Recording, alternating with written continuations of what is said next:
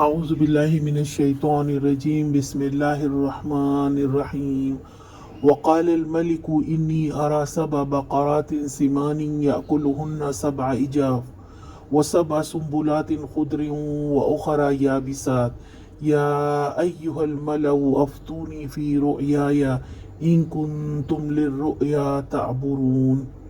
ایک روز بادشاہ نے کہا، میں نے خواب میں دیکھا ہے کہ 7 موٹی گائیں ہیں جن کو 7 دبلی گائیں کھا رہی ہیں، اور اناج کی 7 بالیں ہری ہیں، دوسری 7 سوکھی۔ اے اہل دربار، مجھے اس خواب کی تعبیر بتاؤ اگر تم خوابوں کا مطلب سمجھتے ہو۔ بادشاہ نے کہا، میں نے خواب میں 7 موٹی گائیں دیکھی اور اس کو 7 پتلی ڈھانچہ گائیں ان کو کھا رہی ہیں، اور اناج کی 7 سوکھی بالیں اور 7 سوکھے خوشے۔ بڑا ہی عجیب خواب ہے، مجھے اہل دربار اس کی تعبیر بتاؤ اگر کسی کو اس کا مطلب معلوم ہو۔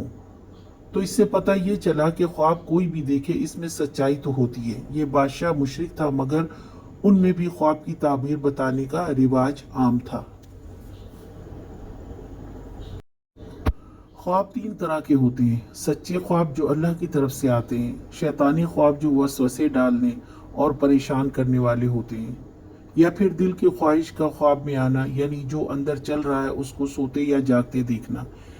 انسان خواب دیکھے مگر ہر وقت خوابوں کی دنیا میں نہ گم ہو۔ یوسف علیہ السلام کی آزمائش خواب سے شروع ہوئی، جب ان کے باپ نے منع کیا تھا کہ اپنا یہ خواب کسی کو نہ بتائیں۔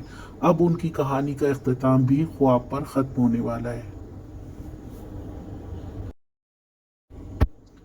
آج کا سوال: خواب کی کتنی قسمیں ہیں؟